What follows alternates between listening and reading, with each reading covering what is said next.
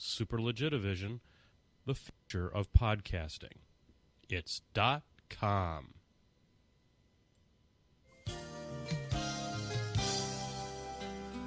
Hello, I'm Menoth John. and I'd like to welcome you. First of all, let me take just a moment to thank you for allowing me back into your homes. If this is your first time with us, let me extend a personal invitation for you to drag out your miniatures and paint along with us each week. Let's go over to the canvas here and let's get started. I believe, every day's a good day when you paint. I believe, it'll bring a lot of good thoughts to your heart. I believe, every day's a good day when you paint.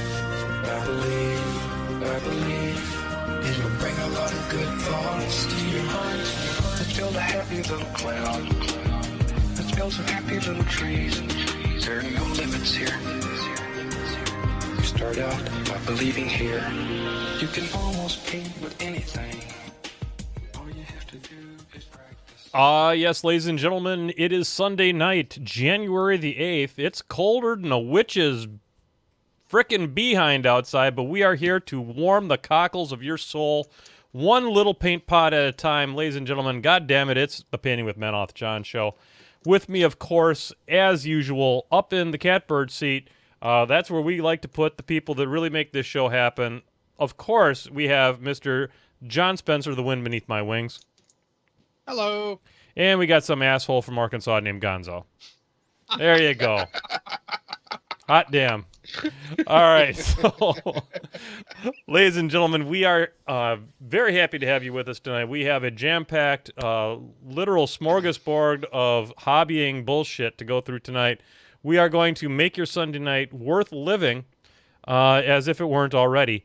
We are going to be talking about hobby tables and kind of what makes the hobby table and what ours look like or what ours don't look like, and maybe offer some tips and suggestions in order to help plus up your hobby area. Plus, I'm also going to be doing some more work on Madrak 3, regretting the whole time that I have committed to painting him start to finish on the show, which probably I'm not going to maintain that particular promise anymore, Mr. John Spencer. True. But he is going to put them on the website so you guys can see them after they're done. So it's not just he painted part of it and it's gone forever. Yeah, no, it's he's going to hold me accountable because that's what you do. And before we get into all that, though, folks, of course, we should probably focus on what we're going to be using to help fuel our creativity tonight. I will be starting tonight with a shot in a Painting with Menoth John shot glass of Kraken, followed by water, because I dropped out of my green zone on my weight, so I needed to get back into it. So we're going to cut back on things a little bit. So what about you, John Spencer? Well, I'm going to start off with a shot of Cannon Blast out of a Painted with Menoth John shot glass. And then after I finish my Honey Brown, I'm going to try some Freaktoberfest Big Old Pumpkin Ale from Coney Island Brewing. Hot damn tamale. That sounds delicious-y.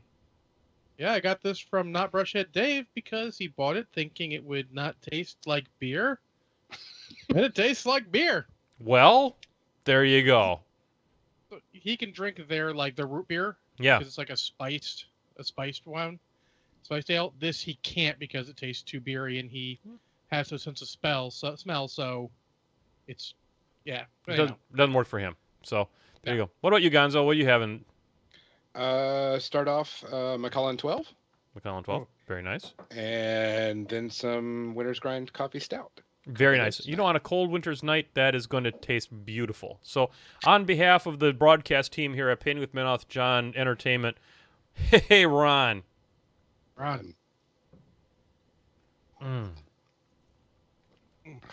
I'd like to say this stuff is smooth, but it really isn't. Smooth like glass. Broken glass. Yeah, there you go. Shattered. So, hey, everybody, this is we've got a wonderful show ahead of us. Once again, I want to remind everybody we don't have sponsors anymore, but we do encourage you, if you have models that you do not wish to paint, get on over there and check out Side Hustle Studios.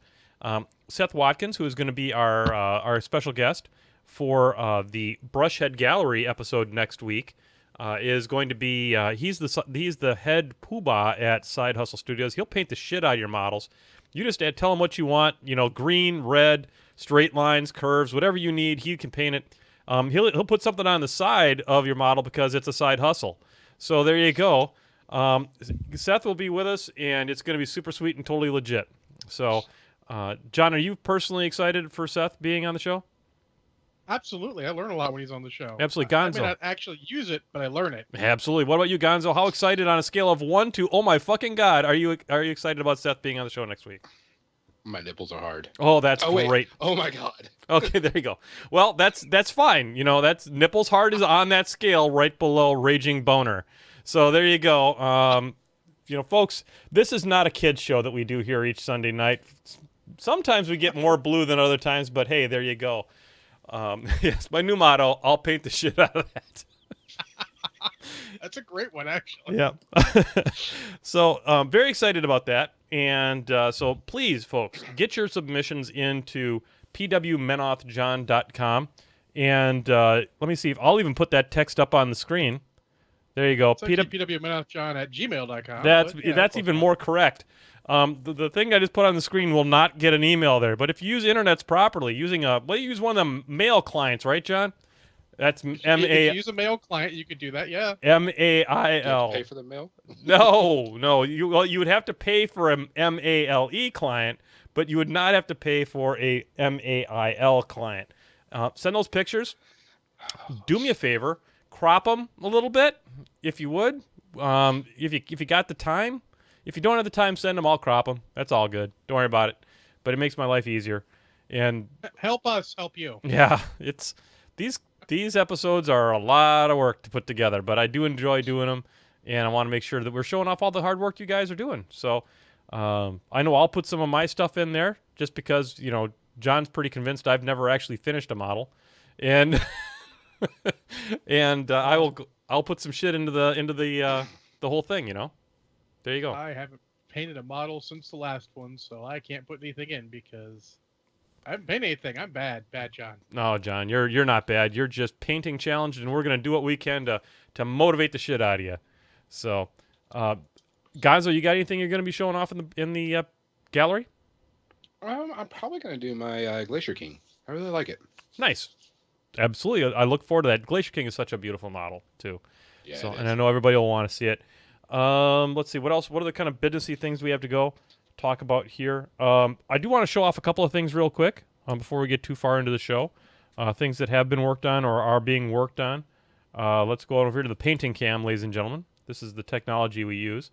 And as you can see, it is woefully out of focus. So I will now go ahead and fix that because show prep, John. We have a whole half hour to fix this shit. Do we bother with that? Nah. Can't be bothered. So I'm going to fix the, right now I'm using technology here. Did you know that if you have, I use this thing, it's a small piece that sits on my desk. It's called a mouse. Were you aware that there were these things called mice, John? Yeah, absolutely. Some of the larger cousins, my roomie has them as pets. Very nice. Very nice. And so they must squeak a lot when she drags them across the table like this, or week, week, week, week, week, week. Anyway. Actually, they got respiratory problems. They make little cute, almost sound like purring noises that aren't cute because they're from respiratory things. Oh, but they're the cutest thing ever that's on the verge of expiring. Not that bad, but it's it's a whole thing. All right, so here's Madrak. Off topic. There you go. Who'd have thunk it? Here's Madrak. He hasn't changed a bit since the last time you saw him.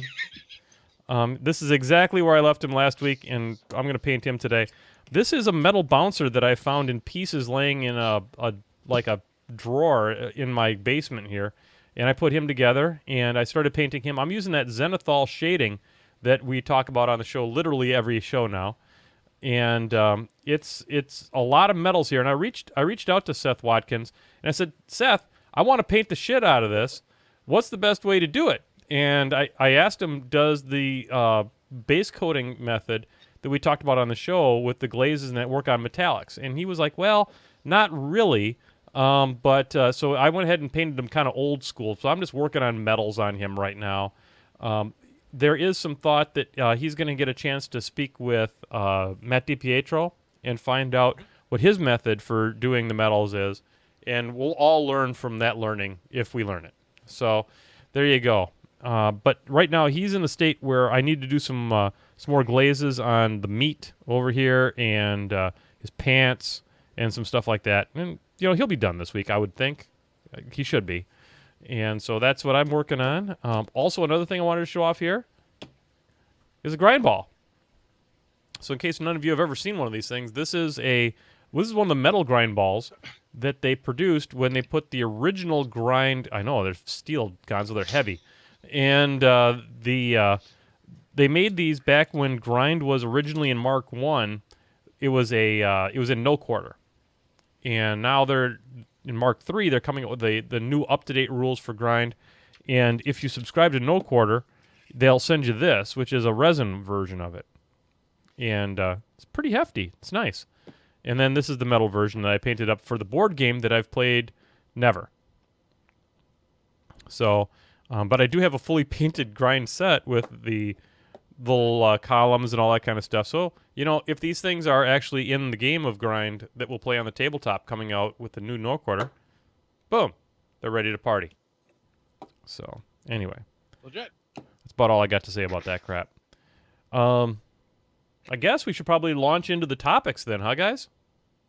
Well, maybe we should instead go for the bowl of the show. Oh, shit. John, 138 episodes? Is that where we're at? God. A lot. We're at a lot.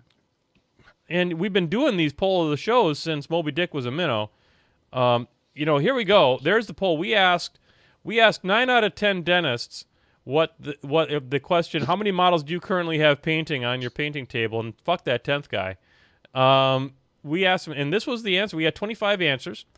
Folks, if you would like to help determine the path of the show, we would suggest getting over to @MenothJohn or @John O. Spencer and subscribe to, follow us on the Twitter. Donald Trump has a Twitter account. I hear he uses it reasonably frequently. And the worst English ever. I don't use mine as much as Donald Trump. So if you subscribe to my Twitter, this is literally about one of the few things you'll get per week, and you can help determine the path of the show. And it's not controversial usually, but sometimes it is. So we asked him, how many models are you currently painting? And we only had 1 or 2 models. That's like one person. And 2 to 4, that's like one other person. Everybody else has 7 or more models going on their table at once. John? I think it's more like 4, 4, and 17, but I didn't do the math. Oh. Well, 1, 4, 17, it's numbers. It's like 42. It's like numbers that are math-oriented, and we're not going to do that tonight because it's Sunday. And so, Too late. I saw that this was on Twitter, and in these days of computers, people don't even know what's going on, and so there you go. So anyway, so that's where we're at. So a lot of people, what this tells me, and Gonzo, I'd like to get your take on this. That tells me that there's a lot of people painting units out there. Oh, I hate painting units. Mm-hmm. I agree. Units suck. Units are very, very hard. And that's one of the things I wanted to kind of talk a little bit about on this is that I think a lot of times painting units can be made easier if you break them into manageable units. Break them down. Break them into those little 3 or 4 at a time. John, in your experience, how many different sculpts are there in a unit in the Warmachine Hordes system? 5, counting the leader, I think. So if you've got a unit of 12 models, if it includes the UA, you probably got maybe a half a dozen different models in there. Should be 7, but some of them are usually really close even for the different sculpts.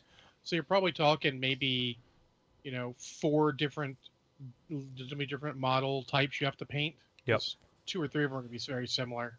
Yep, so I would really recommend breaking them down by sculpt or something like that, to break them down into maybe 3 or 4 at a time, because looking at 12 models that you've got to paint all at the same time is discouraging as fuck. Daunting. Yeah, it's really, really discouraging and daunting. So, guys, if you've got 7... The other thing I would say is that if you put a manageable... I notice when I get a lot of models on my table that aren't painted, I get a little discouraged. It gets busy. I don't focus as well on any one of the models because I'm going, oh my God, I got 3 more, 4 more sitting over here. Keep just a couple on your table. and that way you focus on them and maybe you do a better job. So, looks like John is sniffing his beer. That cannot be a good sign. John, can we get an early report on whether or not this is going to be a good or bad experience on this fucking beer? I can't tell by smell. I have to go right in. All right, go in. Ladies and gentlemen, we all need to put our hands on our computers and make sure that we're praying for John Spencer and this beer. John? Meh. Meh. Just meh? Meh. Meh. It tastes a little pumpkin-y, but meh. Okay. I So- see why he didn't like it. I don't really care. I'm not going to buy anymore. Oops, I turned off the wrong thing. There we go. Here we go. All right. So, folks, you heard it here first. That pumpkin-y shit from Coney Island. Avoid it. Not Meh. meh. All right. So I am going to go ahead and switch over here to the painting cam, and but only for a moment. Do you think, John? We didn't really talk about how we wanted this episode to happen, because I know. I just went and pictures. Have some pictures, John. Go. yeah. So we didn't really talk about this a whole lot. So I'm going to go ahead and I'm going to put up I made a little presentation, because that's how I do whoops. What the hell did I do? Oh, God, what am I doing here? All right, hang on. Please stand by, ladies and gentlemen, as I fumble with technology. Why is it coming up over there? Because I have two goddamn... All right, hang on. Why is this doing this? It wasn't doing it earlier. All right, hang on. Okay, got it. Never mind. Hey, look at this. We have... And it's on the wrong slide. That's terrific. Let's try this again. Oh, my God. I'm so fucking this up. All right, so we're going to go ahead and put this back on the face cam. And then we're going to go back over here and fix this. There we go. All right. Now we're coming back over here. All right.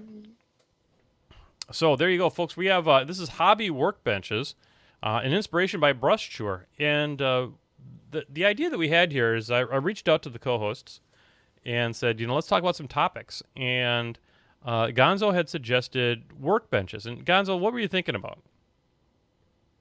Well, some people have elaborate setups where they stand up and paint, and they have huge lights all over the place, and then they've got, all their paint pots set in, order of color and stuff like that. And then I was like, I don't have shit. Yeah. I've got a bucket full of paints and a towel I take with where I'm going to paint and do my stuff at.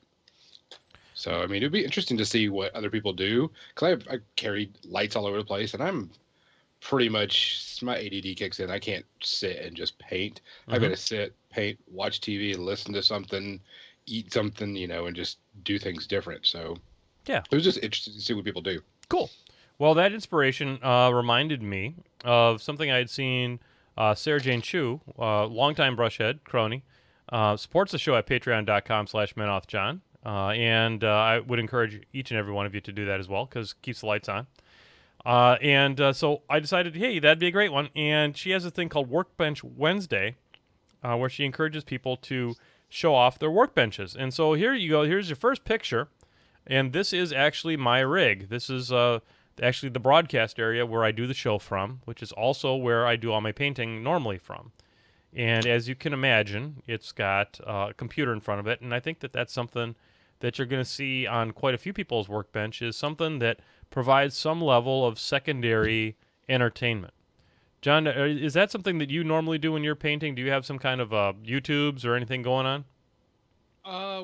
As you'll see when you get to my pictures, my computer's kind of close to my assembly area, but my painting area, no. I actually just use my iPod and listen to podcasts. That's my only time to listen to podcasts generally. Nice. Well, I mean, so this is here you see some very essential parts of this. Up here on the second monitor on the right, you can see Luchador bottle opener. Hey, man, it's been a long time since I've been on the Painting with Men on John show, but I just want you to know that I am here for you, watching from above. So there you go, ladies and gentlemen. Luchador bottle opener hasn't been on the show for a while, but he is looking out for all of us.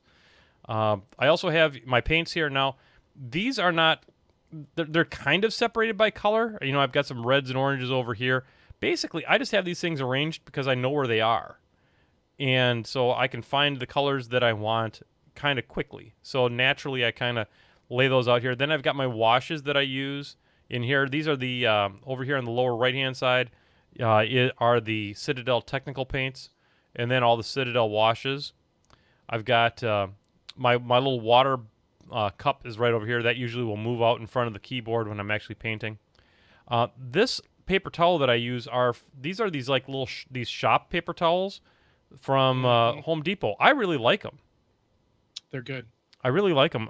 Better than regular paper towels. They're like more absorbent or something, aren't they, John? Yeah, they're way better. I used to get them from my stepfather, and as a mechanic, and like I had one just folded into into a quarter, and that thing lasted for like more than a year. Yeah, it lasts ridiculous. You see, I'm messier than shit, so mine don't last that long. But so there you go. Then down over here, you have this wicked collection of paintbrushes over here, a Crony bottle opener, and then this is like the area that where models sit that are waiting to get painted next. Is over here on this right hand side, and then I have this little spin around thing here where I keep. I got a hobby knife over there. I got my clippers. I've got some inks. I got some. I haven't used it in a long, long time, but I've got some. Got future floor wax that it gives you kind of an interesting kind of diluent sometimes to mix with washes and stuff like that. Oh yeah. And then so that's kind of it. And then I've got my brush stand over here. I got my brush soap so I can wash my brushes on occasion. And then I have my lights. Now I don't use anything fancy. I've got this lamp right here has a daylight colored LED bulb in it, and then I've got a C clamp on it so that it doesn't fall over because I like to be able to kind of twist that thing into positions it has no business to get twisted into, and it helps I me. saw the C clamp. Yeah, That was amusing. the C clamp is so very critical. This lamp used to be the primary light that I would paint to, but I don't use it really that much anymore because it really plays all holy hell with the camera because the camera sits in this drawer in the middle, and then I have it painting there. And if I have this light on, everything looks dark because it screws up the exposure of the camera. So I don't do that anymore. So, I mean, what are the essential bits? I got my entertainment. I got my paints on either side. I got my wet palette right here. And then I have this little mat underneath here that I think most people will use. Helps keep my table from getting screwed up, and it's that self-repairing kind of mat. So if you cut on it, cutting board. Yeah. yeah, so it doesn't go through and mess anything up. So I'll have more on that in a bit, actually. actually, could. And then I don't know that I've ever put a picture up of my my airbrush rig, and this is my airbrush rig. It's kind of across the room from me to the left of where I normally sit. And that silver pipe that you see over here, that is the vent. And this used to be where the laundry was in this house. So I just vented to the outside. One time I got a squirrel in here. There was no screen on it, and the squirrel jumped in, and then I had to encourage the squirrel. I got him down in here, and I had to take the pipe off here and on the back, and then take the whole pipe outside and release the squirrel back out into the wild because it couldn't get back up the pipe. Yeah, squirrels will go back to the wild. They'll find the way you do. If you're on the third floor of an apartment and you open the window, the squirrel will jump the fuck out of the window. It does not care. Yeah, squirrels. What's experience? They're hardcore. Yeah, they are. They're like It does not care. It's like freedom. they're like fucking parkour masters too. I mean, you could put those guys in like a parkour course, and they just make these kids today with their rock and roll music. Shh, they ain't got shit on a squirrel. I had 4 in my old apartment. 3 at one time. They got in through like a hole that got busted in the ceiling. Came in and then called the company out. The maintenance guy just opened the window, and the first 2 jumped straight the heck out, and the third one climbed down the side of the building. And then said, "Okay, here's my bill." And then, no, I was renting. I didn't. No, care. I know. I'm just And then kidding. the I'm just fourth joking. one, they wouldn't believe me that another squirrel was there, so he died there. Sad. Aw. Squirrel. Hey, squirrel.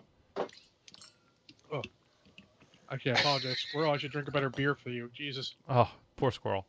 Okay, folks. So, Yeah. moving Love along. squirrels. Let's talk about you, John Spencer. This is your Oh, shit. this is your stuff. Oh, where are we starting? Okay, that's you went. Let's see. This is some Trying to- X-wing shit. Oh yeah, you got the before and then the first 2 pictures there. So that was it after Christmas. That was I'd cleaned the whole table off to wrap presents on, and then never got a chance to put the stuff back. Okay. Bottles and X-wing models and a box of hobby stuff there in the back, and those are the boxes with the battle engines on top of that. So that's what you don't want to happen when you clear off your table. No. You need to take measures. So then this coming up, I cleared it off, and put my stuff back. There's my GW painting station that I've had for like centuries. A bunch of Malifaux and Infinity models on there. A couple Warmachine models, including Bloop there, or is that Flippity? I have Flippity. Yeah, You it's have a Bloop, right? space stick. No, No. Flippity. Oh yeah, Flippity, the Buccaneer. The Buccaneer. There he is. Yep. Yeah, his arm has come off because the net was under the level of the base, so it kept bending. Yeah. So I have to get that fixed. But so you see a bunch of stuff. That's stuff I'm kind of working on it. Some of it's just stuff like that box is just some resin terrain. Okay. And then relevant to your interest, I've got I got that green army painter cutting board there. Indeed. But then the big beige thing, the brown thing there. Yeah. That is something relevant to your interest, John, because that is a mat that it's no good for cutting on, but glue won't stick to it. Paint will come right off of it. Oh. Yeah. So it was at PG Bowie got me for that when he went to Gen Con years ago. And, I put that down when I finally got more consistent hobby spaces. And it's really good. So your cutting table doesn't need to look like this hot mess I've got sitting on mine? No, so I put my cutting board there, and I use I move it around for that, and then I paint on the paint and glue over the other mat. Nice. Now I went ahead and I switched to the next one, and the next series of pictures, John, while your system catches up, is more of an in-progress shot, probably something that you've taken just recently, and then you've got another table here that we haven't talked about yet. Oh, that's my painting table in the on the left side there, with my giant painting lamp. It's got a magnifying glass in the middle, which is not great to paint by all the time, but once in a while you need to. Yeah. And as you can see, that's right by the front door, so there's no visual entertainment in the front there. Off to my left, short of the rear, is the TV, but I would only use that for music if I needed to. Okay.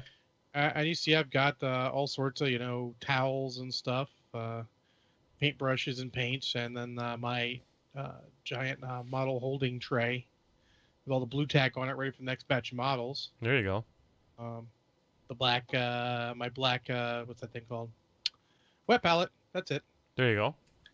And then the regular palette there, white thing, and then I got 2 bottles for paints because I put my metallics in different, because otherwise you might get the flakes in your other one if you have it in your water. Yep, that's a good way to do it. Those are just those simple like sealing jugs you can get at like any Michaels or something, and they've done well for me. And the reason I have 2 tables is because that giant light, which I love to paint to, will not attach to my white table upstairs. Oh, really? Is the white table upstairs too thick? Yeah, it's just too. It just doesn't. The way the plastic attaches, it's got an extra ridge in the bottom. Oh. So it doesn't really. It's not stable. So, Gotcha. So that's on my replacement list, so I could consolidate. But until then, I got something downstairs for that. I can't use it right now because what you can't see in that picture that you had in the other picture is the fact that right behind my chair is our living room chair, and right behind that is a Christmas tree still. So okay. Well, my Christmas tree's up too, so I'm shameful as far as that's concerned too. And then the other picture on the left is the painting station today. After I cleared out some stuff that I wasn't working on, terrain and all, some models. And there's my Guardians of the Galaxy working on, and a Reese's cup that lasted about 12 seconds after that picture. And, you can sort of see underneath. I've got a one of those rolling plastic drawer sets, which is great because it's roll it out, pull the tools out of it that I need. My Dremel rests in the top one there too. Nice. And it's all easy access. So what I like about your setup, John, is it's very compact. Especially this white area up here, it's very compact, whereas mine spreads all over hell's half acre. Well, I imagine you don't do as much potential gathering stuff up and going to the local game store to paint as I do. That is true. I rarely do that. That's a big Maryland social thing. Us, every Saturday morning, whether I have something to work on or not, I'm at the paint gaming store, at the painting tables, chatting with the guys and having a good time. I've been trying to get more stuff to work on there, so I'm not just wasting time, so to speak. Not that it's a waste, but there you go. Nope, I know what you mean. So, I mean, there's our painting tables. Now, was there anything in particular that you took away from that Gonzo? What I took away from it is y'all like to set up spaces that are dedicated. Mm-hmm. Like you have a spot for here's the new miniatures, here's the washes, Here's the paints. Here's this, and here's that. Unlike me, a towel, and I go at it. Yeah. And I don't put it. I've got a coffee table where the coffee table raises up and pulls towards me, and so I just pull that toward me, put on some to watch on TV, and then just go for it. I don't have a dedicated spot. I do have a table though, but it's dedicated to holding miniatures. No, I understand. I'm not super OCD or anything crazy like that, but I do like having things in its place and places in its things, and the set having a bit more structure to my workspace puts me in the right frame of mind to be able to paint. And if I'm not in the right frame of mind, then I don't get it done. So Yeah. And I should probably do that. That way I would get stuff done quicker Mhm. and stop worrying about and looking at things and just concentrate on what I'm doing and get it done. But I mean, it's so hard for me to concentrate on one single thing and try that. It's hard if you have to set up, if you have to do too much setup time. But before you start painting it, it starts to make it a bit more daunting to start painting. Like, well, I gotta have so much time to set up, then I can get into painting, and then I can paint. And I find it really takes away from your time, because I find I have more bits of time during the week when I'm not painting to clean up. So I can leave it an extra day, clean it up the next day, all the water and all that, and then come back to it. It's still set and ready to go fairly quickly. Yep. And that for me is really critical too, because usually I'm painting and I don't necessarily have a ton of time, and so that this gives me the option to kind of throw down some paint real quick and get moving on. So I have gone ahead and I have switched over to the painting cam now, and the way that I think it's still a good method to paint, as I still like to paint from the inside out. And so I'm going to get the skins. I'm going to work on Madrak's skin right now and get that kind of looking good. Remember, my trolls have like a two-step skin process. I use a Gilliman blue wash, and then after that dries, I use a Darushi purple wash on top of that. And of course, we're still using the Zenithal base coating method that Seth had worked with me on, and I believe it was episode 135 now that he did that. And that really pays off really, really well with this, because the first step in this process is really highlighting the whites, the high points with a little bit extra white. And I really find that it's using these washes, using his method, really has made my skin tones really very interesting. So, John, what were the brush heads? I know there was a lot of comments and things like that from the brush heads, as far as when we were talking about painting spaces and things like that. Any comments or anything like that do you want to share with the brush heads? Well, actually, I'm going to go through all the ones from the chat room and from our Facebook page. Excellent. Let's do that. Congo the Drummer Gun says he just uses the bar counter in the kitchen, which is fine. Easy peasy. It's made to have liquid spilled on it just in case. Kovnik Scotty Potty sets a mat up on the dining room table to be closer to the new baby and the rest of the family, which is also good. Yep. Making painting social makes it so much easier to get through. It's no longer as much as a grind in some cases if you've got people doing it also, and a lot of conversation can happen at the same time. Yeah, absolutely. Let's see. Where are we at next? Oh, here we go. Kovnik also says he's got 2 Lazy Susans, one for brushes and tools and one for paint, which is also good. I actually had like a Lazy Susan paint holder that would hold GW paints, but apparently the ex took that with her, so Yeah. I didn't really use it so much. So Dracos Dragoon says he's got a mobile painting kit he uses. Lets him travel with 2 to 3 models, about 20 paint pods and 2 brushes and some paper towels. Lets him paint wherever he wants, which is a really good idea. It's similar to what I do. Actually, also, I don't think they make it anymore, but GW made a painting bag, which looks like this. Okay. It's the fast attack bag because it's got the crossed arrows, because GW has to make everything tie into Space Marine somehow. You open it up, and inside it's got some pouches here, some mesh pouches. But then the real thing is this, which pulls out of the center, And it's got space for some brushes and some tools, and then paint pots, GW paint pots down here. Looks like 2, 4, 6, 8, 10, 12, 14 of them. Wow. And then this pouch here zips open and has some simple clamshell foam in it, which I've seen people replace with one of their old foam, figure trays. Yep. The standard, hold on, stuff like this. Yes. Just cut the size. So this is actually not a bad way to travel. I know not Brushhead Dave still uses his.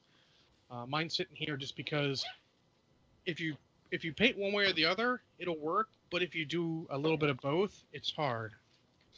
But it's still a very good bag, and when we both worked for Games Workshop, it was a hell of a deal. So Yep. why wouldn't you get it? Exactly. And also, I was a bit of a bag whore back in the day. That's why I have so many bags. I hear you, man. I got And- bags coming out of my butt right now. That's painful. I'd Yeah. like to see that. No, you really don't. Nobody does. And so on Facebook, there's a couple pictures on Facebook too, if you guys want to take a look at them. But without pictures, let's see. Brian Skinner's is in the garage on his fold-out table, which is meh, except for the 2 lamps and broad spectrum overhead lighting. He also said that he's working on a friend's Scorn army. He asked that the armor be black instead of red, and he's dreading that. Yeah, black can be pain, but the key is don't paint black, paint not quite black. Right. I mean, if See you highlights. that's right. I mean, black rarely truly looks black, and so there's a lot of grays, a lot of blue gray in it, a lot of that coal black kind of a feel to it. And I've use enjoyed coal black a lot. I use coal black a ton when I want to do black, because it does work out pretty well. Look at some of the protectorate models I did. That worked out really, really well. And in some cases, you can use a really dark gray, and a really dark gray with a black wash over it does a hell of a job because the wash gets right down the crevices, and that looks black, and then everything else looks like it's got a little bit of highlight. And you can even go back over that with a highlight, and that'd probably help a lot. But I'm lazy. There you go. And then Brian Latour shows a picture of his desk. He looks like he's got a bunch of old pill bottles with models on them, probably blue tacked on, which is a good idea. He's got a big box with paints, a couple lamps there you can see. This paints on looks like an old piece of cardboard. It's got his brush soap, which is a good call. Looks a good, tidy little space. Yep. Folks, take care of your brushes. And if you take care of your brushes, they'll take care of you. And then you can, then if you take care of your brushes, you can afford to spend a little bit more money on your brushes, and you'll never regret it. I don't have the Windsor. I don't use the Windsor Series 7s as much as I used to anymore because, frankly, I think the quality has decreased over the years. They had that problem with the Sable and all that kind of stuff, but I use the Raphael 8404s, and I've been really, really happy with it. This is a number 0 I'm using right now, and it's a workhorse. Really like it. And if you take care of them, they'll last forever. They just last. If you don't use that brush soap and you don't get them clean, you don't leave the conditioner in it in between uses, then the hairs will fall out, and then you have to spend a lot of money and don't necessarily get a lot of use out of them. So there you go. Brush soap. It's a thing. So Kev Bryant showed his too. He says, I have a small work table I can pull out to keep current projects away from going back in the bag till it's finished.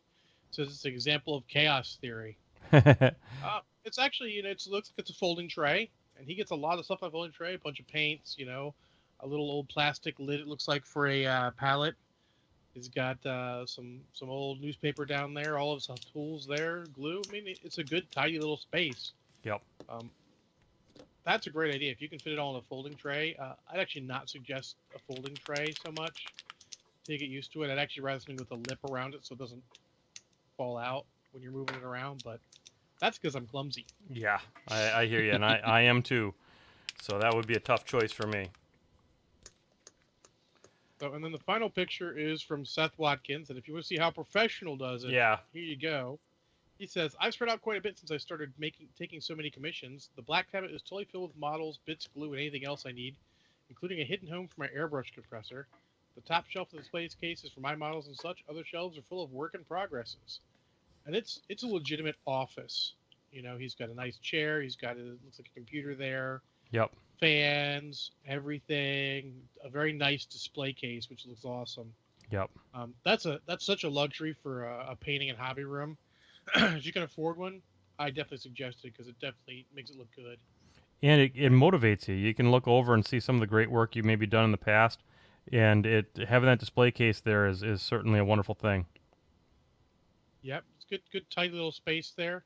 He's got his looks like some trophies on the wall and all. It's a very nice personalized space. I got to work on personalizing mine a little more.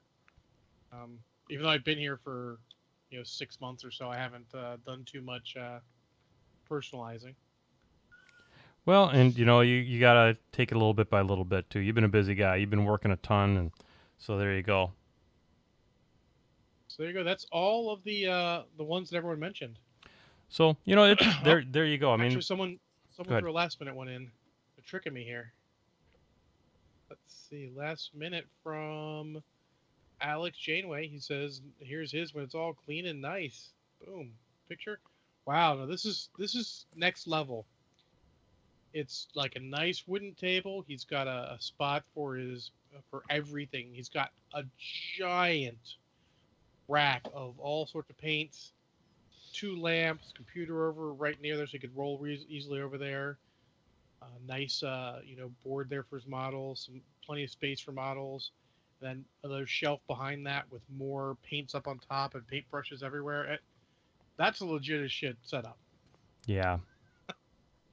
I wish I had that that level of organization. Yeah, I think I'm putting shelves on the wall right above my painting station for stuff, but we'll see. Let's work. Yeah, exactly. Can't be bothered. But anyway, so excellent. Thank you to everybody that went ahead and posted in some pictures on the Facebook thread. When I put out the every Sunday, I'll put a little thing out there about what the show is going to be about, so people can decide. Hey, this is must see TV or it's not. And it's nice to see people, especially on the last few episodes. People have really been responding with putting in a lot of really interesting comments and pictures and stuff like that. So thanks to everybody who's been doing that. Woo-woo. Yeah. All right, man. So we're at the 7:42 mark. What'd you guys do this week? Because I honestly don't have a whole lot of topic beyond that. Well, Norton Richard threw a little thing in here. He says each of his member has their own portable crafting table. Set up all three of the dining room tables Sunday to paint as we watch us. Thank you. Nice. And tonight his wife is painting her men off. The son's building an X-wing kit, and I'm sorting some spilled Dominion cards. Oh. Well, Yeah. thanks everybody. Thanks for watching the show as a family. That's really. I guess I will use better language, so that the kids don't have you don't have to like explain things to them, because that can be embarrassing. And so sorry about that. We'll try to keep it PG rated for you. How about that? So. Whoops. Well, So Gonzo, did you get any games or anything in this week? I actually got a few games in because I'm still learning Khador. Okay. I like the old Witch, and with the new point changes to a couple of models in Khador, I had to switch up my strike off list because I got a ADR tournament coming up in the month that I want to be good for. Cool. Played. What was it?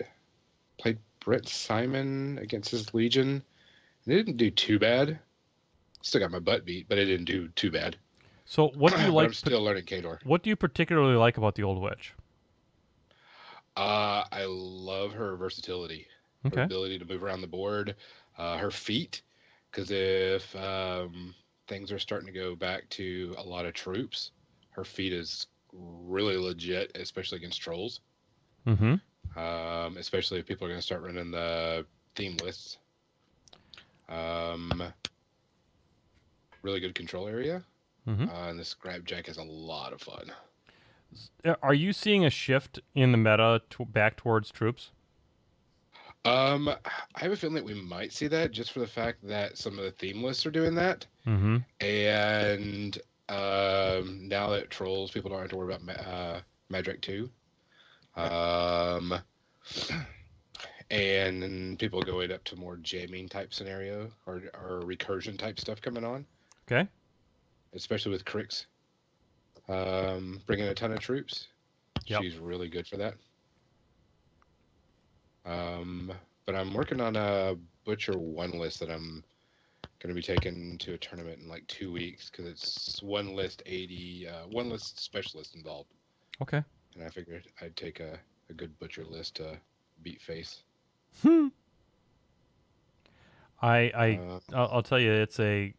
I noticed that I was playing. I've been playing in my game store a little bit recently, and noticed maybe more of a shift towards, a little bit more of a shift towards infantry than maybe what I had seen in previous Mark III games. John, what are you seeing?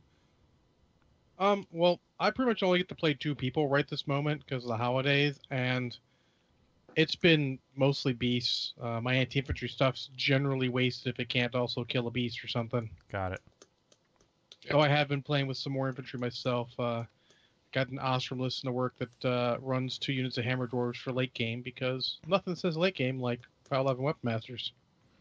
Yeah, boy, those guys get to the party. They make people sad. Yeah. Yeah, they do. But I'm really interested in see how the LVO goes. yeah, I'm interested. But like I mentioned on Coast Corner, we haven't seen really the finalization of the meta. People haven't had a chance to try everything, and until we do, it was brought up actually by your mention of not enough errata to your mind. Mm-hmm. And I'm like, well, it was a good point to bring up because maybe they weren't clear what they were looking at doing. But I feel like there's a lot of stuff that needs to be played before we can be sure if it really needs errata. I mean, I'm sure it does, but I think we need to play to see maybe what errata it needs more than anything. Makes sense. Because I can guarantee you that or Hammerfall High Shield Gun Corps with UA are not worth more points than Idrian's. I'm sorry. Well, how much do the Hammerfall high shields cost with their UA? Blackjack. Shit. 21. You're kidding me. Idrian's are only 20. Yeah, that doesn't make any sense at all. And they have some good abilities. If they could use all of their abilities at once, absolutely, they should probably be more points. But they can't shield wall and use the move, shoot, move double time order at the same time. So you got wasted abilities, while Idrian's are more that purity. Like, yeah, you can't use brutal charge at the same time you're using CRA and the other, but that's nitpicking. I mean, one of those changes I love is that High Shields actually got CMA too. Mm-hmm. So they can hit their way out of a jam now. I just wish they were maybe Mat 6 to start. I feel like that would make them a good, pocket versatile unit. Like, sure, yeah, they're just dwarves, but, and they're just gun troops with low POW, but maybe you try and jam them, they can, double time, they can hit some people, and then back up. Yeah. But with Mat 5, they ain't doing too much of that without help. But so you go. That's one of my idea on that whole thing. I do think infantry's going to make a comeback because as we'll skew one direction, everyone's going to take the stuff to counter that, and the stuff that counters infantry or jack spams and beast spams does not counter infantry for the most part. Yeah. So it'll skew back, but well, that's what I ran into in that small scramble that I was playing at my LGS. Is that I ran into a lot more infantry than what I was expecting to see, and my Barraca list is super powerful against low model count armies, but struggles against high hit, good powered infantry lists, and as a result, it got its butt handed to it by, of all things, Stormblades. Stormblades are not bad. They've never been bad, just easy to kill. And if you're bringing not a lot of stuff to kill infantry, yep. And that's where it all fell apart for me. But because they are still POW 15 on the charge if you keep them close to their leader, and that is some shit. Yeah, and they're even better when you put them with their battle box caster, who gives them +3 strength for a turn. That's pretty silly. So they just wiped me. They wiped a Mountain King and a Glacier King off in one turn. So that was no bueno, is the term we like to use here on the show. No So, bueno. On the positive rata note, the slight change to the Dwarf Battle Engine is actually pretty solid. Now, what was that They slight change? They changed the guns. It used to be they did extra damage to structures. But I think now they realize they're not going to bother with structure rules. Yep. So now they made it so they do an extra damage die to things with huge bases. Gotcha. And since PG Bowie is trying out his Storm Raptor a lot, It's a perfect counter I for may it. or may not have shot it twice and pretty much half killed it. Wow. Yeah, well, my second damage roll was 18, so he took 15 damage. It was enough damage that I took a picture of his damage grid after the turn, just so I could show what I did to it. It was significant. So I'm actually enjoying that thing. It may not. There may be people who are like, oh, there are better things for those 19 points, but it's fun and pretty versatile. So I do kind of like it. Well, I'm looking forward to putting mine together, and I know that I talked to Seth about painting it, but I need to talk to him about that because I think I want the experience of painting it, and I want the experience of putting it together, and because I haven't played with any of the polystyrene kits that Privateer's done, and I want to compare putting those together to the Restic. And I know everyone has been very positive about the polystyrene kits, and I want that experience as well. No, that's fair.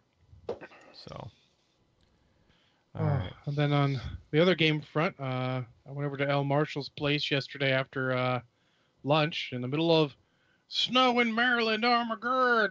Oh my god! It's coming down so hard. There had to be an inch on the ground. Oh my god! How'd you guys It was survive? actually coming down significantly enough that I'm like, I might have to go home after lunch. But Wow. no, it tapered off towards the end there, and we just popped over to his place and ended up playing Star Realms, which is a deck builder that I reviewed on Coast Corner several weeks ago. Yep. Maybe even a month ago. And, you know, this is the second time we've played it for pretty much the good portion of a day, and it's legit. Yeah, it's a wonderful game. We played with the full set pretty much because Not Brushhead Dave really enjoyed it and bought everything for it. That's sort of his thing, you know, Cards Against Humanity. He's got just about everything. This thing, he's got just about everything. Keeps it in his car, breaks it out. We have a good time. It was fun. We played about 5 games worth. There were 5 of us. I won 2, and unfortunately, I think L. Marshall won none, and everyone else won 1. But it was super fun, even the games I didn't win. I did feel bad one turn because I had a really good turn, and my buddy Norin mentioned it to everyone, and they're like, we should kill him now. And I'm like, you know what? I'm going to kill you because you thought about killing me. And then the game dragged on for a bit because usually that promotes people into doing stuff. Mm-hmm. It didn't really, so it was still drag on a little longer, and I really wanted to go faster because I just killed him, and I don't want him sitting there so long. So I felt a little bad about that. Well, yeah. Multiplayer etiquette. Try not to be the first one to take someone out of a game unless you're really, really 100% sure it's going to go into turbo phase, because otherwise that poor guy's got to wait for everyone else to get done, and that's kind of uncool. Yeah, it's nice if everybody can have a chance to keep playing. But in my defense, he did mention trying to kill me. Mistakes are made, man. Mistakes are made. And I'm not going to say I've cracked the code on that game. There are a lot of different codes, and they do not survive contact with the enemy because it is a deck builder, and you can only buy what's in front of you. But, man, for a game that you can buy just a deck box worth of stuff, actually a deck box and 1 booster pack, basically, it's like $20 or less. That's enough for 2 people to play that game for a long time and not get old. And if you buy the right booster pack, it comes with solo play rules, which are actually legitimately challenging. Yep. So I definitely suggest that you guys should look at that if you're interested in that kind of game. And they just came out with a fantasy version if that's more your shtick. What I'll I'm play that curious. one soon. I'm curious. I know that the yellow cards give a lot of recursion, don't they? where you get I a haven't lot seen the extra. fantasy version yet. No, I mean the star in regular Star Realms. The yellow Oh. faction, don't they give you a lot of extra card pull? No, they're card draw. Yeah, they're card draws, and an enemy discards a card, and mostly damage. Okay. Actually, I find the best way to do it. The ones I've done the best on. I had a little bit of everything. You can probably cut one faction out, but you got to be looking based on your thing. Both the games I won, when I broke down my deck to put it back in, I noticed that I had almost none of my original cards left. In fact, the last game, I had none of my original cards left for the last like 5 turns of the game. Hmm. So it was all legitimate stuff coming out. Interesting.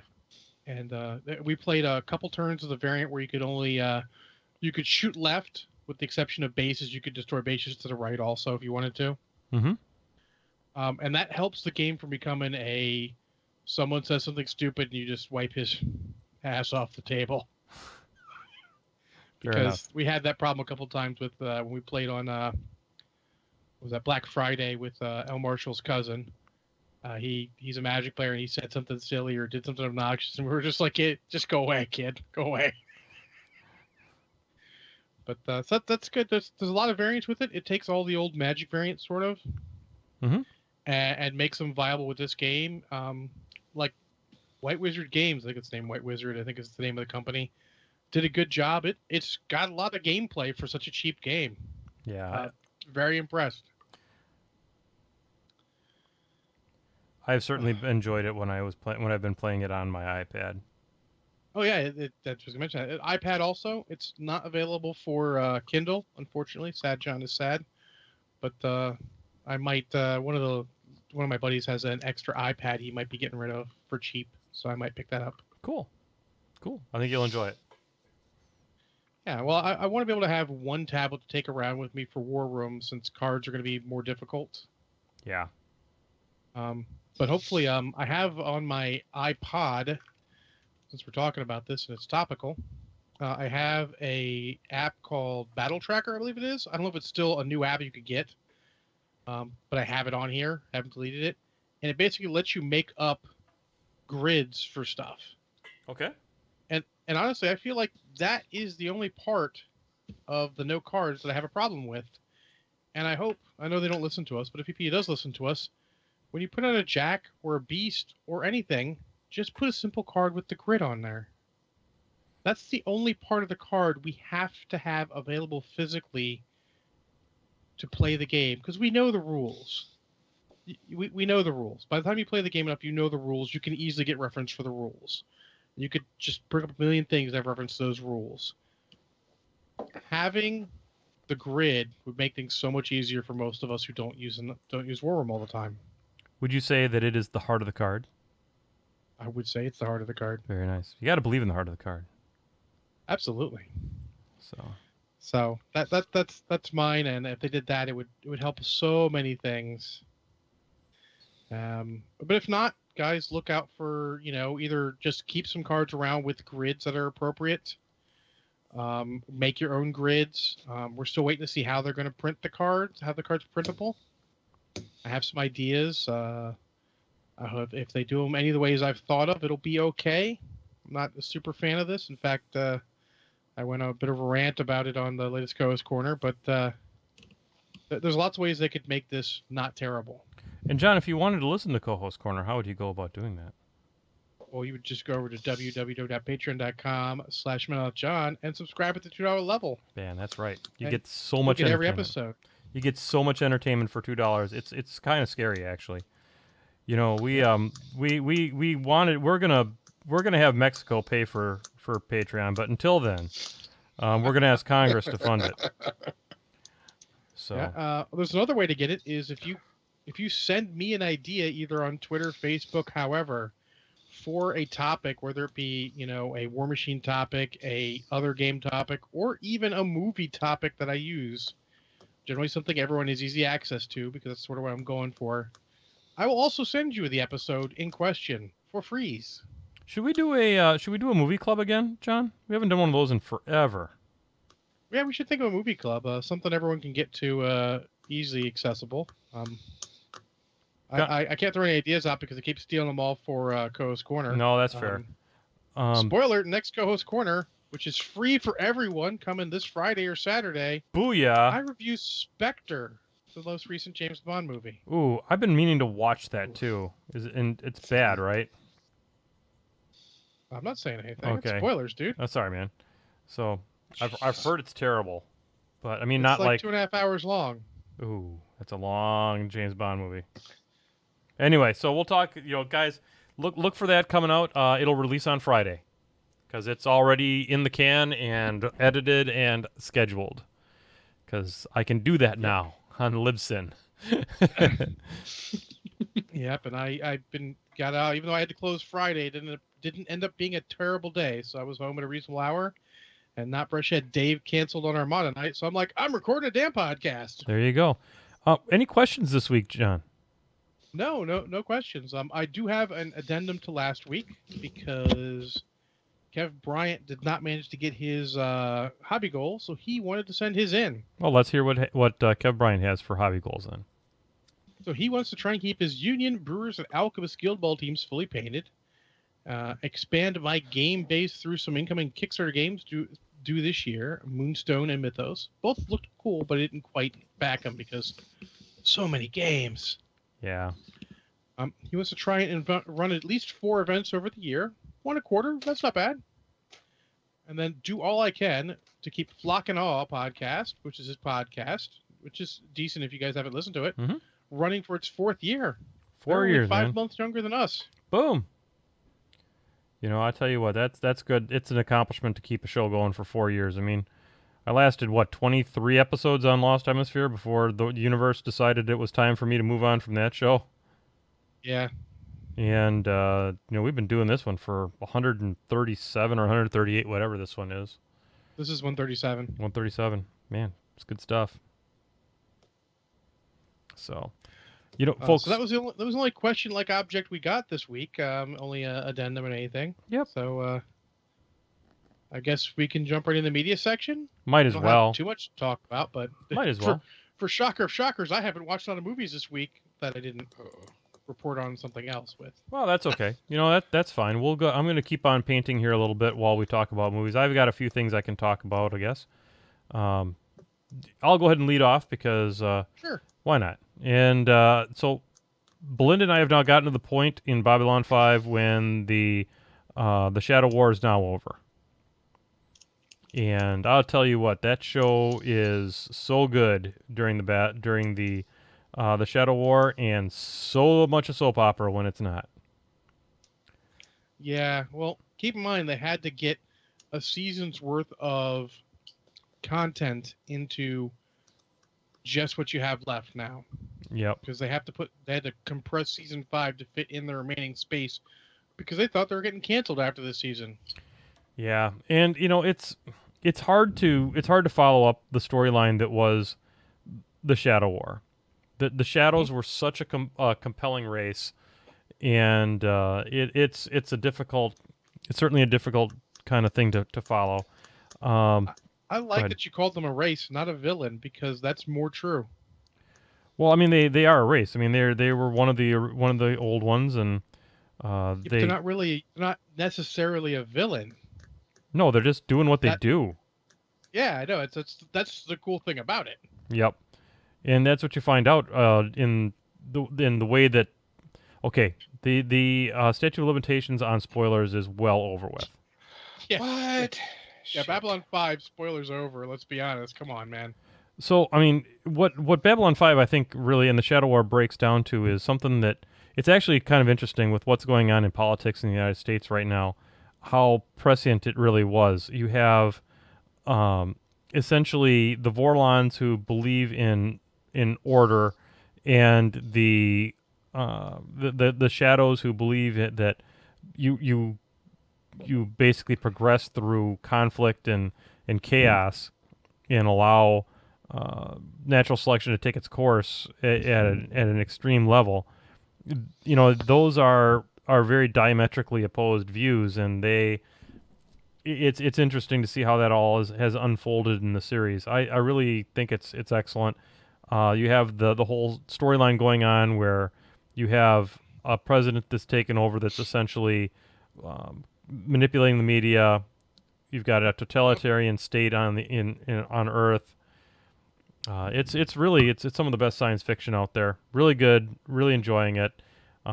It is a little bit soap opera this season. Yeah, go ahead, John. Yeah, it's got good levels too. I mean, you can take it on its surface and it's fully enjoyable, but you can dig deeper, and there's so much more there. I mean, honestly, there's so much more about who you are and what you want from life. That's their questions, the Shadows and Vorlons. The Vorlons ask, "Who are you?" And the Shadows ask, "What do you want?" Mm-hmm. And that's deeper look at them too. Yep. My suggestion is the first time you watch Babylon 5, just watch it. Yep. The second time, go online, find the Lurker's Guide to Babylon 5, and after you watch every episode or two you watch, go and read Straczynski's comments on those episodes. Keep in mind, this came out when the internet was not as huge a thing, but that stuff's still out there. And you can get a lot of extra depth and cool ideas from him talking about what he was thinking, non-spoilery, of course, for future episodes, just in case you do that the first time. What he was thinking with the episodes. It's a very cool way to watch it. I did that the third time I watched it. Yeah, and he did put a lot of thought into the episodes. Mm-hmm. So I mean mostly Belinda and I have been doing nothing but all the Bab 5 in the world, kind of powering our way through the series. Just be careful with the movies. It's a mixed bag, sir. A mixed bag. I honestly don't think I've ever seen any of the movies. In the beginning is quite good. Okay. A Call to Arms is decent, especially if you want to watch Crusade afterwards. I have not seen all of Third Space, but what I saw was kind of Mm-hmm.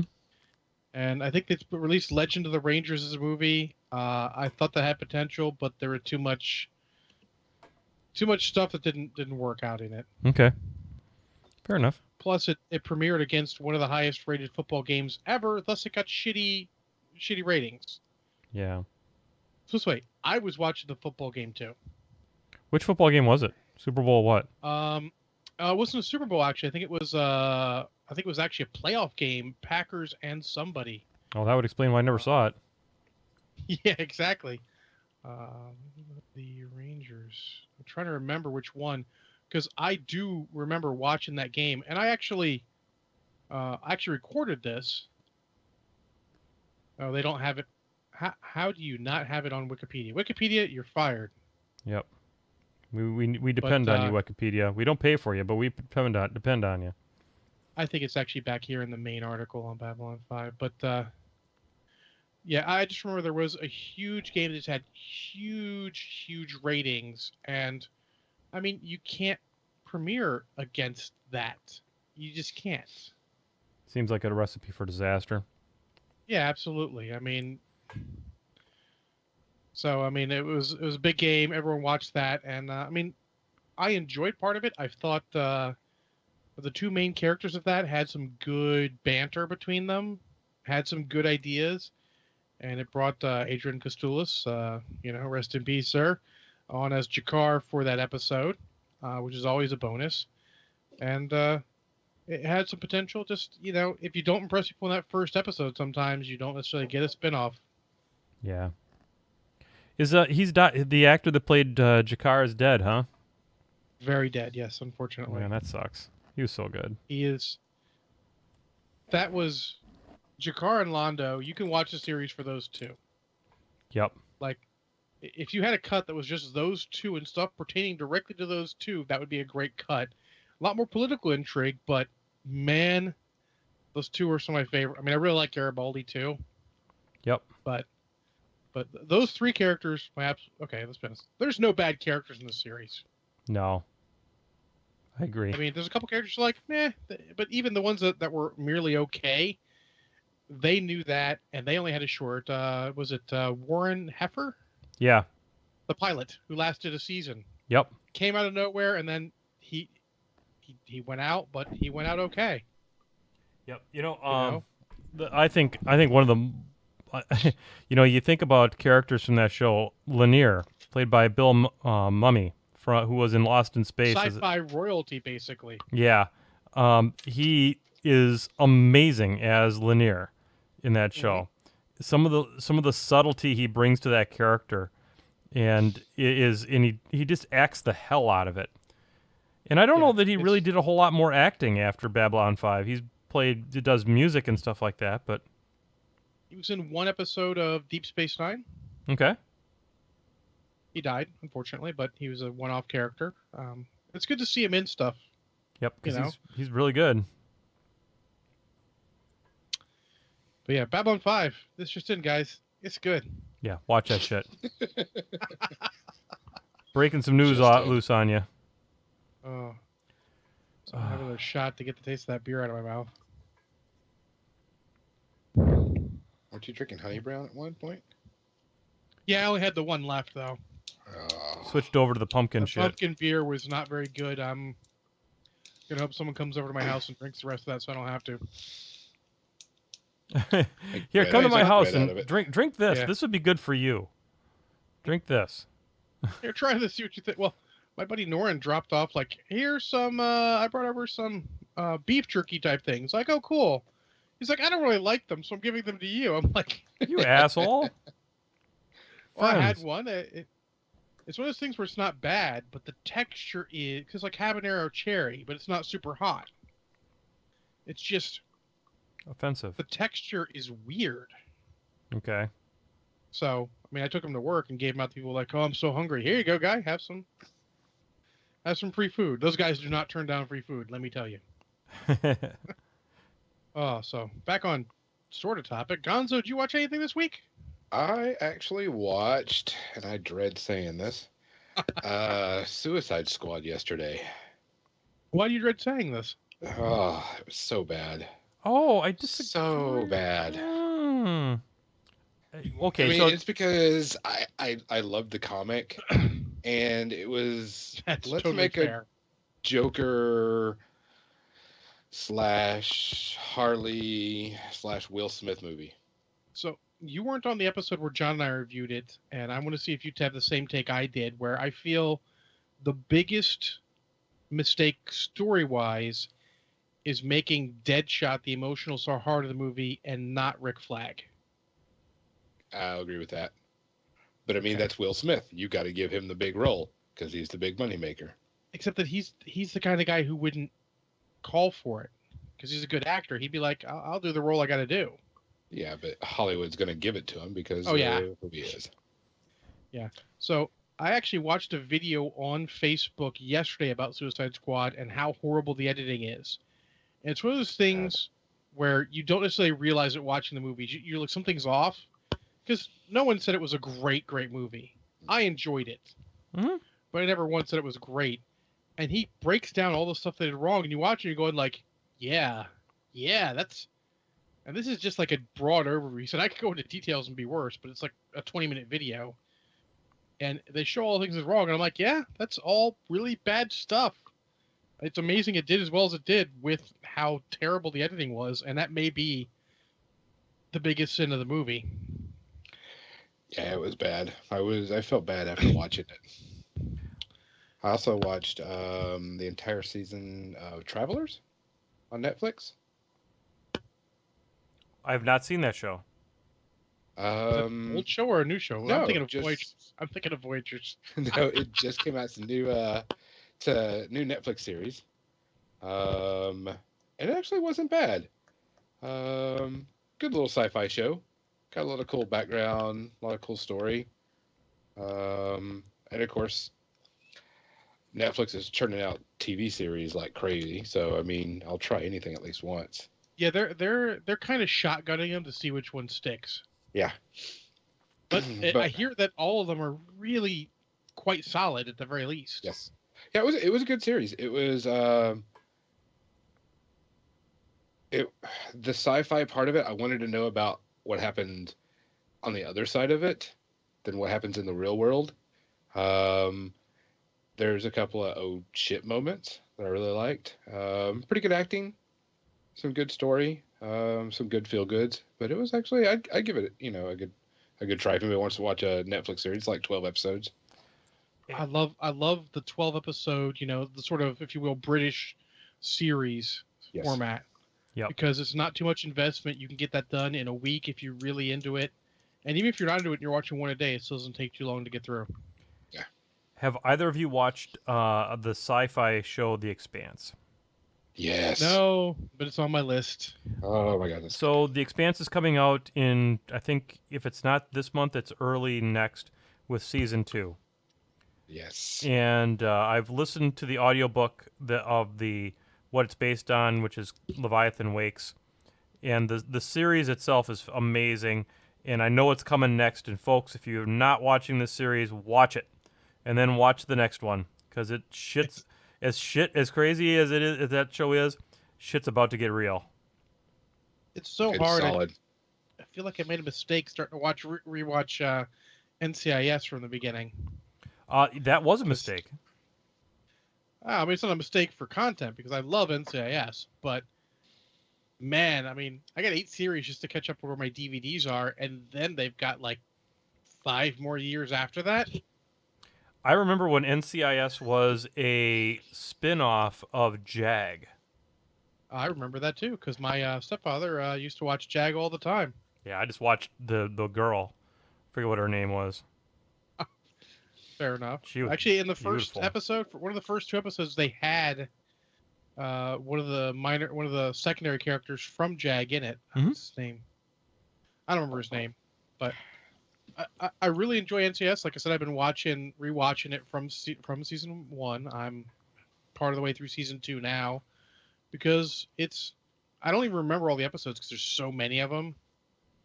But it's just enjoyable, if you will, background TV. I mean, I pay attention to it, but I can eat dinner and eat breakfast while I'm doing that. It doesn't bug me at all. I don't have to stop and pay attention like with something brand new. Yeah. And it's good knowing where the characters end up and seeing back where they started. And you do want to watch The Expanse with an attention do. span, because the show is really, really good, and it's not convoluted, but it does have a lot going on. It's complex, not convoluted. Yeah, it's good hard sci-fi, I think. So I give it. I think it's one of the best sci-fi shows I've ever watched. They're just not knocking it out of the park as far as sci-fi. The Chanel, I'll grant you, the bar is low. This is the same network that brings you Sharknado, for fuck's sakes. But Sci-Fi has a history of actually at least airing good sci-fi because they're also the network that brought us Battlestar Galactica remake. Yeah. Which was very good. But they also have wrestling. Well, network's got to stay on the air, sir. I don't have sci-fi anymore. I don't have cable. I watch everything on Netflix, Amazon, and DVD. Yeah. And YouTube. And honestly, I don't think I'm missing that much. I actually purchased the entire series of the Expanse, the whole first series. I purchased it on Amazon because I had to. I need to contact my cousin and borrow. Was that when I bought Killjoys? I've heard good things about that. I watched the first episode for free on Amazon. It was very good. I liked it. It is. But it's not all free. It's just the first episode, which made John sad. Yeah. But then my cousin John had the series, so I'm like, I have to borrow from him. So. There you go. Okay. Killjoys is pretty good, and what's the other new series that they got that was out? Crap. I had another new series come out that was actually Dark Matter, which has actually been pretty decent too. I think that one's actually available on something for free. That's either Amazon Prime or Netflix for free, and I've been thinking about it, but yeah, I think it's basically got to get to the point where I want to stop watching NCIS and start watching that, or maybe spend more time watching stuff. Oof, that would be hard. Oh. So this week I actually only watched Spectre, like I said, and then the only other movie is Clue. I got Clue on Blu-ray and DVD for Christmas. That's fun. Because my roomie got it for me on Blu-ray, but apparently when she bought it, I had also had the DVD version a couple pages back on my wish list, so my mom bought that one for me. So my roommate had mentioned when she got it, like, I thought about getting you the combo pack just so I could take the DVD and leave you with the Blu-ray. So I got the DVD. I'm like, here. There you go. Everyone wins. Everyone wins. Clue is super fun. I've reviewed it before, but man, I enjoy the hell out of that movie. She actually just showed it to one of her friends last night too. Her friend who's young, didn't know about the multiple endings and all that. And a feature on the Blu-ray is you can play it with a random ending if you want. That's cool. That's very fun. Yeah, that's a good way to use the multiple endings. It shouldn't work in the theaters, but it's just a fun movie. Good comedy, a very good cast, honestly, and just enjoyable all around. And geez, what do I do other than that? Other than that was it NCIS? I've been watching some more historical stuff on YouTube. That's a great place to find your history stuff. Because the History Channel apparently doesn't show a lot of history anymore, but most of it's on YouTube. No. I watched a long thing on the Battle of Midway, which was enjoyable. It was an older show. And I think that's important when you're looking at stuff. Look to see the age of the show. Maybe watch a couple minutes, see how old it is. Because the older it is, I'll be honest, it's going to drag on a little bit because technology wasn't what it is now. Yeah. They didn't have all the bells and whistles to make stuff work as well. And I feel like history programs have benefited a lot from technology, even though you wouldn't think they would. You know, if folks are interested, you mentioned the Battle of Midway. There's an old movie called Midway that is, God, longer than fuck. I think it's like 3.5 hours long or something like that. But wow, it is a remarkably good old school World War II movie. And is it historically accurate? It seems to be. It seems to be. Okay. I've actually done. I loved that movie as a kid, and which gives you an idea how old it was. And I tell you, it's really well done. So Midway, it's an old movie. Find it, you'll like it. I can't even imagine what it's on though. Yeah, it is the Midway is interesting because it is the changing of the guard officially for naval warfare. Because that is pretty much the end of the Japanese Navy functionally. Yeah, and it's really what and battleships and the the broadside on broadside kind of battle went completely out the window because it was showed the dominance of air power. Yep, because air power killed air power in that one where we killed 4 Japanese cruisers or 4 Japanese carriers. Aircraft carriers. Each one they took about the dive bombers. It was like 2 to 3 bombs each, and they were all done. Yep. And it was, I think, did they sink the Yorktown in that one finally? They did. Yeah, because it's funny because they hit it and they did a bunch of damage to it, but it still had the damage control crews that it left port with. Because they projected, like after its damage in the Battle of Coral Sea, they projected it to take months to repair.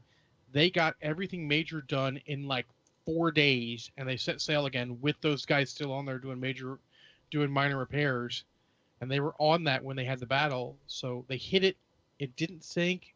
They got it running again, cleaned up everything. And then they hit it again thinking it was the Enterprise and thinking they were going to trade even. Right. And they did not trade even. No, they did not. So and that one was one of the last gasps of the naval warfare. The really one was the one I'm reading a book about. I'm reading Last Stand of the Tin Can Soldiers, which is the Battle of Leyte Gulf, part of the greater Battle off Samar, and part of the Battle off Samar in the southern part, I forget what that particular skirmish is called, is the last battleship on battleship action, where you learn that radar-guided battleships crush the fuck out of not radar-guided battleships. Big surprise. And it was literally American battleships just crushing the crap out of the southern Japanese force. And then what I would call one of the most heroic things I've ever heard about is when the main Japanese fleet with the Yamato and so many heavy cruisers and regular cruisers and destroyers come upon Taffy 3, Task Force 3, which is what they call jeep carriers, tiny carriers, and just a couple destroyers and destroyer escorts. And somehow this does not end up as a total military defeat for the U.S. Navy because those destroyer those destroyer and destroyer escort crews fought. Make 10 men feel like 100. They did. Make this tiny ship feel like it's twice the size, and they did that. But did the Yamato Destroyers did the Yamato shoot its wave motion gun? Wrong Yamato. Shit! Too early for that. If they had shot the Wrong goddamn Yamato. wave motion gun, then it would have ended Actually, the earlier. Yamato got taken out of the battle because it basically got bracketed between torpedoes. They turned to avoid torpedoes, but basically they were sailing with torpedoes on either side of them for so long that it took them functionally out of the battle. And there's so much to it. There was a History Channel story on it, or program on it, based off the book that was great. And then I bought the book because I do that when the program's so good. Let me tell you. And, Go ahead, John. I'm only partial to the book. The book is thick. Mhm. They've got a lot of reports, gives you so much background on Admiral Sprague and all those guys part of the task force. It's really doing a good job. Nonfiction is so much easier to read when they structure it like fiction and give you so much background, everything you can find on these people who are fighting. I mean, I'm certain some of these people are going to die. In fact, I know some of them are going to.